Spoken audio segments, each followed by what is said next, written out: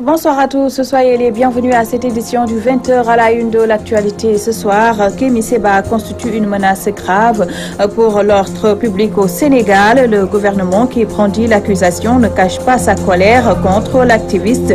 Résultat, un arrêté ministériel expulse le franco-béninois du territoire sénégalais.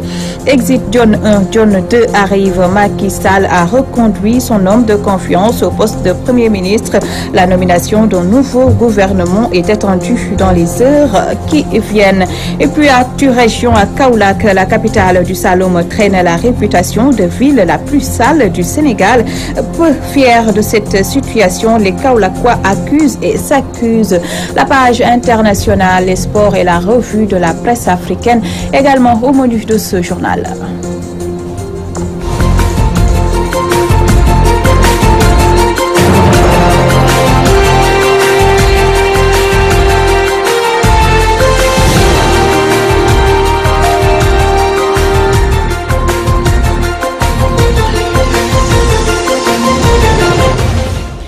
Merci de vous joindre à nous. Cueilli chez lui par la DIC avant d'être remis à la police des étrangers, l'activiste Kémi Séba est expulsé du Sénégal cet après-midi sur arrêté du ministre de l'Intérieur. Ses proches s'étaient mobilisés au commissariat de Dieuppeul et à l'aéroport Léopold Sédar Senghor. Le point avec Abdou Khoudous Diallo. L'activiste Kémi Séba, relaxé dans l'affaire du franc CFA, a été cueilli chez lui et conduite au commissariat de Dieuppeul par la division des investigations criminelles. Sa femme, témoin du film de son arrestation, témoigne. Nous étions à la maison et ils sont venus et ils ont demandé à mon mari de les suivre, de prendre son passeport, qu'ils allaient à la police des étrangers. Maintenant, quand on a appelé l'avocat m'a dit que éventuellement, c'est certainement parce qu'ils ont une éventuelle expulsion. Il n'y a pas eu d'intercation, hein, non, pas du tout. Donc moi, j'ai reconnu les policiers de la DIC. Tout de suite, je les ai accueillis comme je les ai accueillis la dernière fois.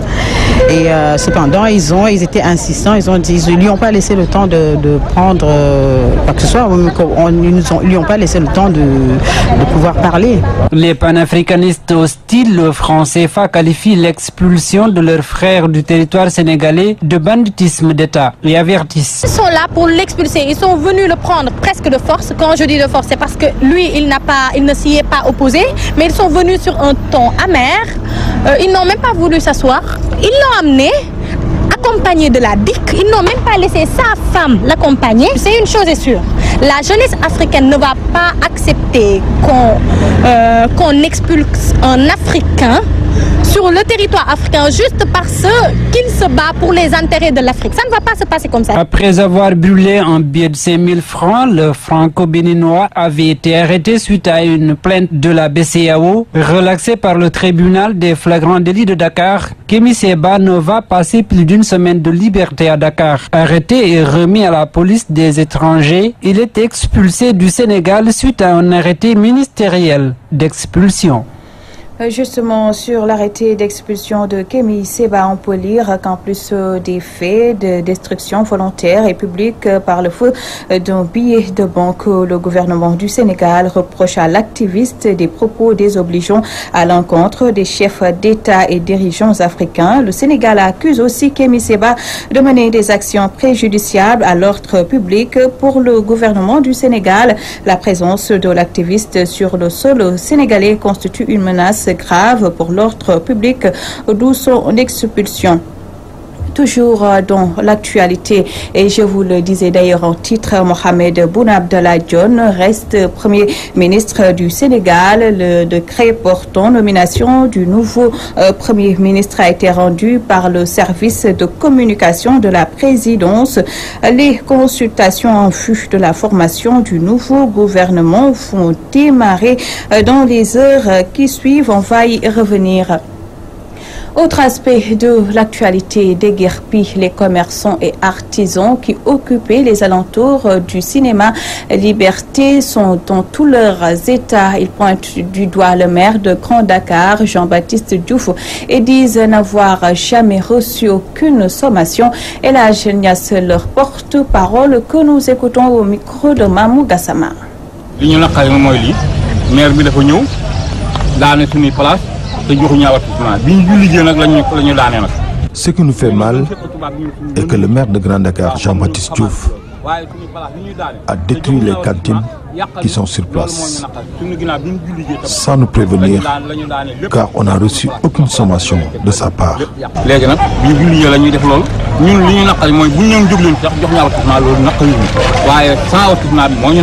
Vraiment, il nous a ruinés.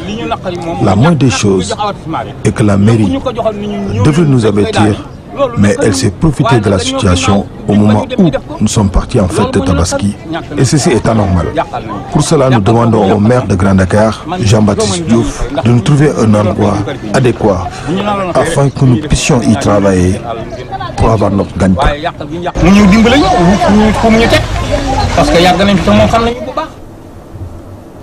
À Mbour, les populations de Keur Balla-Lo sont en colère. Ils ont barré la route nationale numéro 1 pour protester contre les nombreux accidents qui endeuillent leur localité et dont le dernier en date a fait un mort et 2 blessés graves.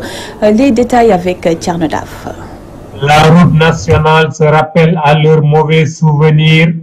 Les populations du village de Keur Balla-Lo érigent des barrages en guise de réaction et exige des ralentisseurs.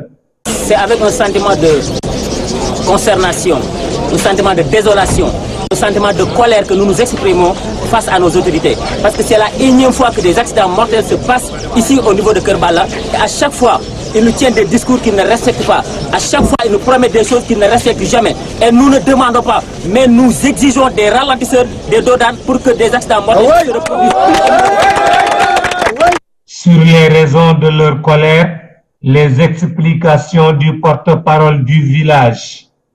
Un véhicule que vous voyez ici a heurté 2 motocyclistes et l'un est mort sur le coup, l'autre est dans un état très critique. Et pire, le véhicule a heurté aussi la mosquée qui est à 150 mètres de là où il s'est produit l'accident. Vous voyez l'allure avec laquelle la voiture est roulée ou bien passée au niveau de Keur Balla. Et c'est la dernière fois que nous avertissons les autorités et vraiment nous réclamons, nous demandons, nous exigeons des dodanes, nous exigeons, et je le répète, des dodanes, des ralentisseurs pour que des accidents mortels ne se reproduisent ici au niveau de Keur Balla.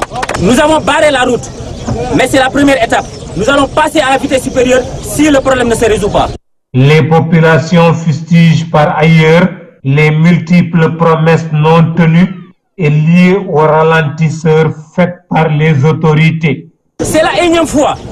C'est la énième fois. On ne peut pas quantifier, on ne peut pas dénombrer le nombre d'accidents qui s'est produit au niveau de Keur Balla. C'est la énième fois. Et à chaque fois, les autorités nous disent que le lendemain, nous allons régler ce problème. Et jusqu'à présent, rien n'a été fait. Le préfet a été là. L'adjoint du maire a été là. Mais rien n'est fait jusque-là. Le commandant a été là aussi. Il est témoin de ce que je dis. Keur Balla-Lo est situé à 2 km de Mbour sur la route de Kaolack. Mbour, Thierno Daf, Radio-Télévision Walfadjri. Thierno Daf, les séries d'agressions notées dans la capitale et sa banlieue inquiètent les populations. Certains citoyens déplorent cette situation et invitent les autorités à renforcer la sécurité, surtout dans les endroits très fréquentés par les Dakarois. C'est un reportage de Rokhaya Ndoura. L'insécurité grandissante qui sévit en ce moment à Dakar est analysée sous plusieurs coutures par la population. Pour moi, ces agressions-là, il y a une partie frustration, ou bien la pauvreté. Les gens n'ont pas regardé, n'ont pas donné la confiance au bon Dieu. Parce que quelle que soit la pauvreté, tu dois savoir que c'est le bon Dieu qui donne et c'est le bon Dieu qui ne donne pas. Donc moi je trouve que vraiment ceux qui se pressent, malgré leur pauvreté, donc nous aussi, ceux qui n'en ont pas, on doit savoir qu'il n'est même pas important d'attaquer des gens sur les rues, prendre leurs biens et que tu vas manger en 2 jours. Donc moi je trouve que même s'il y a des frustrations, il y a la pauvreté, mais il y a le manque de dignité qui provoque tout ça. Les jeunes sont mal éduqués. Cela explique l'augmentation de ces taux d'agression. Un jeune bien éduqué ne doit pas faire certains actes. L'éducation de base, Tout cela n'est qu'un problème d'éducation de base. Un enfant bien éduqué ne doit pas agresser ou tuer une personne. Ces citoyens rencontrés au quartier Liberté 6 interpellent les autorités étatiques pour renforcer davantage les mesures sécuritaires. L'État doit prendre les devants et créer des conditions pour ces gens. Mais l'État aussi il a le devoir de nous protéger, d'avoir des garde-fous au niveau de nous. La sécurité est là, mais les jeunes aiment la facilité. Ils ne veulent plus travailler.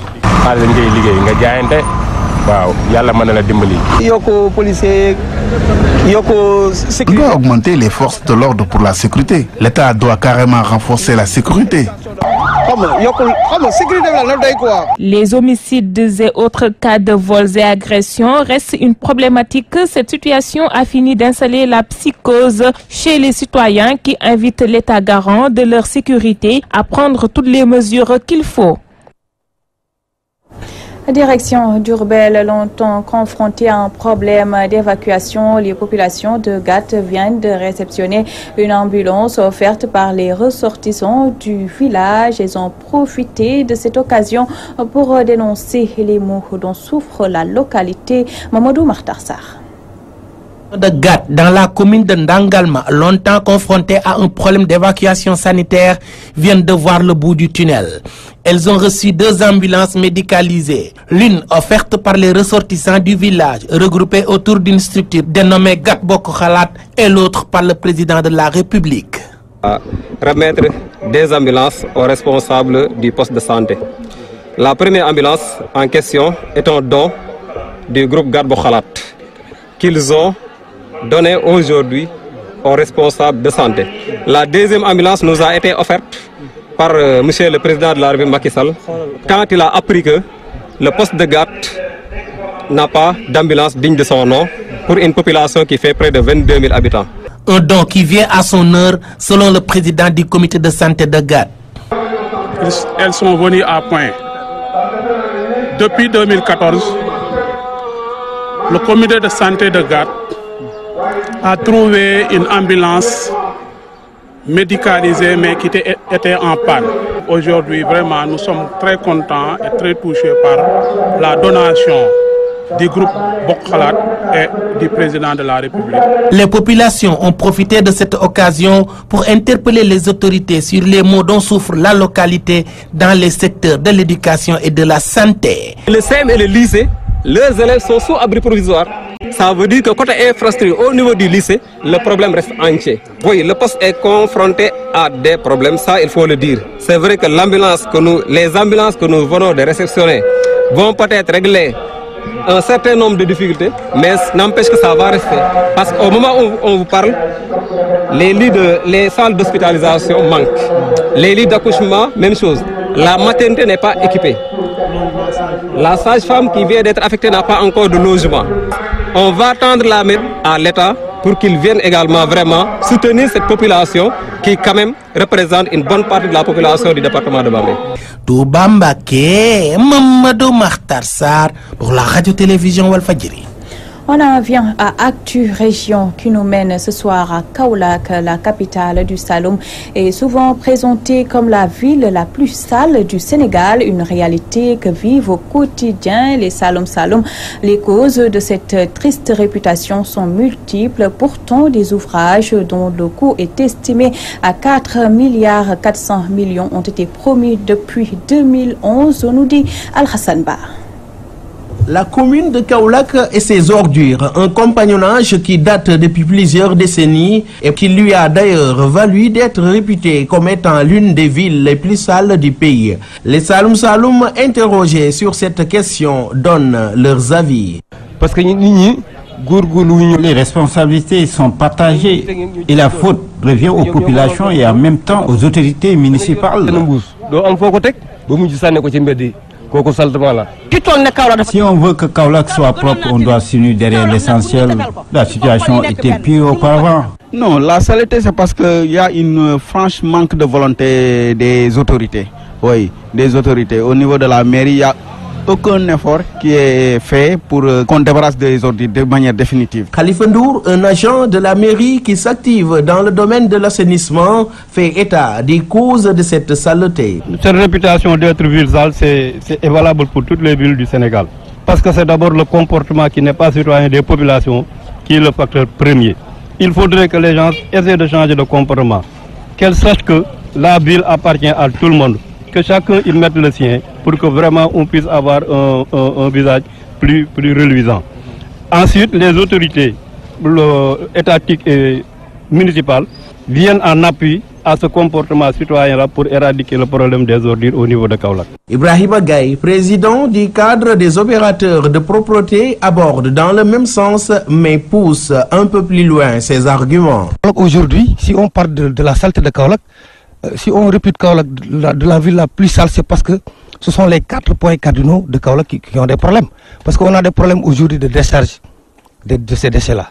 Mais à l'intérieur des quartiers, vous trouvez d'abord toujours des acteurs qui s'activent dans la pré-collecte avec des charrettes.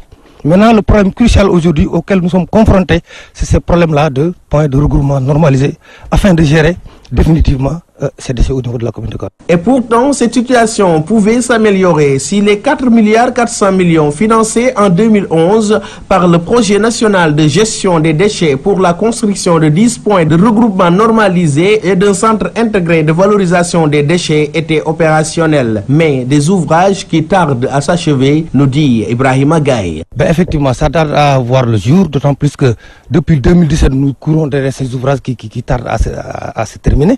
Déjà, il y a un état d'avancement de ces travaux, mais pour la finalité, ça peine toujours. Pour apporter une solution à cette situation qui perdure, les Kaolackois se partagent les responsabilités et se donnent des conseils. En tout cas, à mon avis, pas de solution à court terme. Seulement, les gens peuvent venir à de meilleurs sentiments, changer leur comportement. Maintenant, il faut que l'État augmente les moyens, appuie davantage les mairies.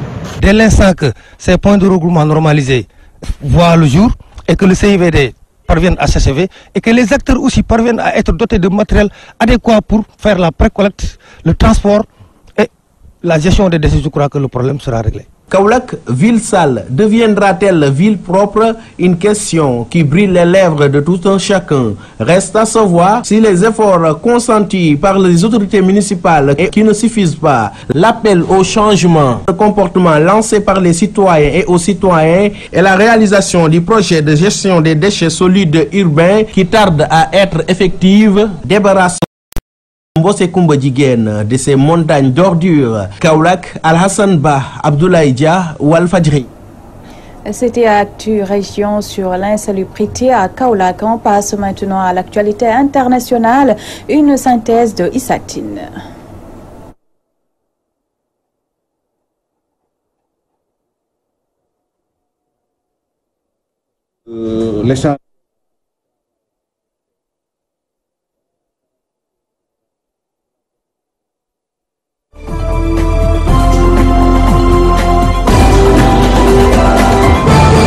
Au moins 5 détenus sont morts en l'espace d'une semaine dans la prison centrale de Dungu dans le nord-est de la République démocratique du Congo, où la société civile a organisé une marche de protestation contre les conditions de détention. Un peu plus de 200 personnes ont participé à cette manifestation qui avait aussi pour objectif de collecter des vivres pour les détenus. L'administrateur de Dungu, Christophe Ikando, a confirmé ces 5 décès sans préciser leur cause exacte. En RDC, les organisations de défense des droits de l'homme dénoncent régulièrement les mauvaises conditions de détention dans les prisons de ce vaste pays d'Afrique centrale.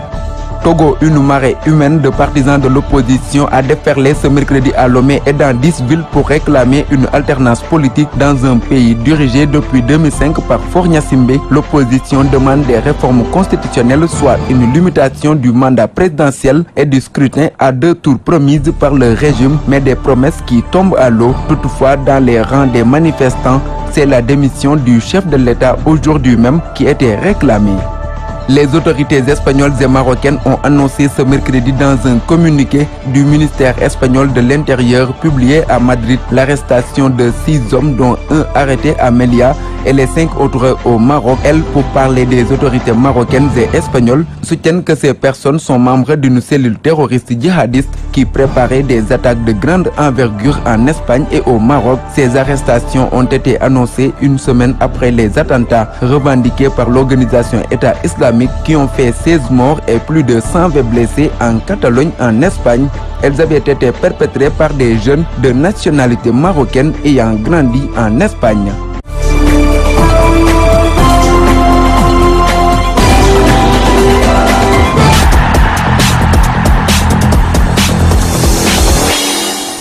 C'est parti pour l'actualité sportive Afro-Basket 2017. Le comité local d'organisation a rencontré la presse ce mercredi pour faire le point sur les préparatifs de la compétition dont le coup d'envoi sera donné vendredi à Dakar. Le président du comité rassure que le défi de l'organisation sera relevé. Maître Babacar Ndiaye est au micro de El Khairi Aïdara. Parce que l'essentiel du travail a été fait. On est à 48 heures du démarrage de la compétition.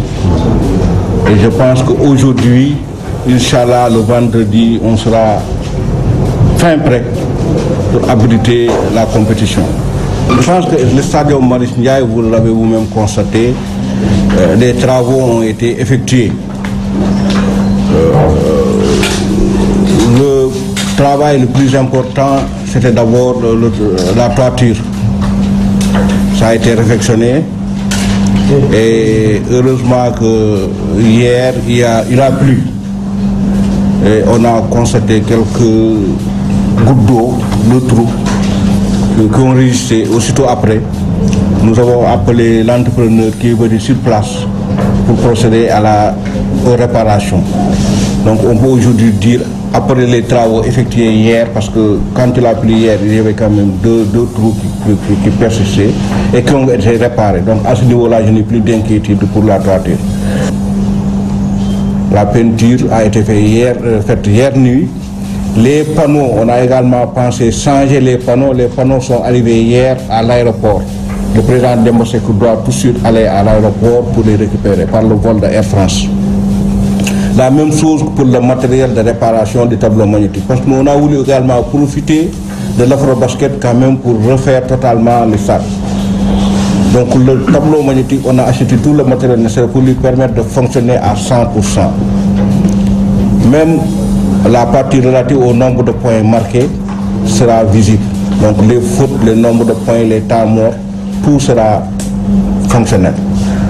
Nous pouvons vous dire qu'effectivement que le terrain d'entraînement sera le terrain de Guédiawaye. Maintenant, est-ce que toutes les équipes vont s'entraîner à Guédiawaye ou est-ce qu'on va peut-être amener 5 équipes à Guédiawaye, laisser 3 équipes à Dakar qui vont s'entraîner de 7h à 11h, à 10h30? Cette question-là sera tranchée. Un événement comme ça, ce n'est pas surtout l'argent qui est important. C'est la diplomatie, c'est l'image de notre pays. C'est surtout ça qui est important. Maintenant, la fédération devrait pouvoir utiliser cet Afro-Basket pour au moins gagner quelque chose. Mais rien qu'en termes d'infrastructure, on a déjà gagné parce que la salle va être refaite à 100%. On aura quand même des panneaux neufs, on aura un tableau magnétique refait et un parquet. Parlons football avec les éliminatoires du mondial de 2018. L'équipe du Sénégal, tenue en échec hier, 2 buts partout par le Burkina. Avec ce deuxième nul consécutif, les Lions laissent filer de précieux points sur la route de la qualification au prochain mondial. Malgré tout, le sélectionneur Aliou Cissé se dit satisfait. Je vous propose de l'écouter. En venant ici, on nous prédisait l'enfer. Donc oui, ça a été l'enfer pour nous. Je crois qu'aujourd'hui, moi je suis très fier de mes joueurs. Je suis vraiment content de leur prestation. Effectivement, on aurait pu remporter les 3 points. Mais je l'ai toujours dit, dans cette poule, rien ne sera fait. On sera obligé de batailler jusqu'à la fin. Beaucoup de gens pensaient que le Sénégal pouvait dominer cette poule-là de la tête aux pieds. Vous voyez qu'au bout de 3 journées, rien n'est encore décanté. Donc féliciter mes joueurs et puis continuer à travailler. Il n'y a pas de match à domicile, il n'y a pas de match à l'extérieur. Tous les matchs sont disputés. Aujourd'hui, à un moment donné, on aurait pu le perdre. Mais c'est vrai qu'effectivement aussi, on aurait pu le gagner. Je pense que vous avez regardé la physionomie du match. Je crois qu'aujourd'hui, à 1-0, personne n'aurait pensé qu'on allait revenir. Donc ce point-là, c'est un point super important pour nous. C'est un point en tout cas qui doit continuer encore aujourd'hui à être sur le plan comptable. Donc moi, je suis satisfait de ce point-là. Je suis satisfait du rendement de mes joueurs. Je suis satisfait de leur mental. Pour les gens qui doutaient du mental du Sénégal, aujourd'hui, ils ont vu que en face, aujourd'hui, on est venu avec une équipe vraiment, avec un gros mental, avec une équipe vraiment beaucoup de détermination et beaucoup d'abnégation. Finish, l'équipe la plus forte mentalement, celle qui saura voyager, celle qui saura s'organiser le mieux, qui passera à cette qualification de la Coupe du Monde. Voilà. La double confrontation entre le Sénégal et le Burkina n'a pas été fructueuse pour les Lions. Sadio Mané et ses coéquipiers n'ont récolté que 2 points sur 6 possibles. L'équipe de Aliou Cissé se complique ainsi la tâche. Ibrahima Ndiaye. 2 points récoltés en 2 matchs, telle est la triste moisson des Lions face aux étalons. La double confrontation avec le Burkina Faso se résume en un mot, fiasco. Et quel fiasco! La preuve, le Sénégal, au niveau du classement, n'a pas bougé d'un iota. À l'issue de la 2e journée, les Lions étaient à la 3e place et le constat amer est que Sadio Mané et compagnie stagnent toujours à cette misérable 3e place. 4 points perdus en 2 matchs. Quel gâchis, diront certains observateurs. Du coup, la question qui taraude les esprits est la suivante. Est-ce que cette équipe nationale du Sénégal peut-elle se qualifier au prochain mondial Russie 2018? En tout cas, avec un jeu approximatif sous la houlette d'un entraîneur qui ne prend jamais de risques et qui peine toujours à déjouer les systèmes technico-tactiques d'un entraîneur plus expérimenté que lui, tout porte à croire que les carottes semblent bien cuites pour les Lions. La tâche s'annonce extrêmement compliquée car Cheikh Kouyaté et sa bande doivent impérativement remporter leurs 2 derniers matchs et espérer un faux pas du Burkina Faso. Mais comme dit l'adage, tant qu'il y a vie, il y a toujours espoir. Ibrahima Ndiaye, tout n'est pas perdu pour l'équipe nationale du Sénégal. Selon des sources fédérales reprises par les sites spécialisés, le match perdu par les Lions face à l'Afrique du Sud sera reprogrammé par la FIFA. Le match avait été perdu à cause de flagrantes erreurs d'arbitrage. Des responsables de la Fédération sénégalaise de football confirment l'information, mais disent attendre une notification de la FIFA. Voilà, c'était le journal de la rédaction. Vous aurez à 21h votre émission C'est l'éveillon avec Awo Diop Ndiaye Diagne. Merci de nous avoir prêté attention. L'information se poursuit sur notre site walfenet.com. Excellente soirée à tous.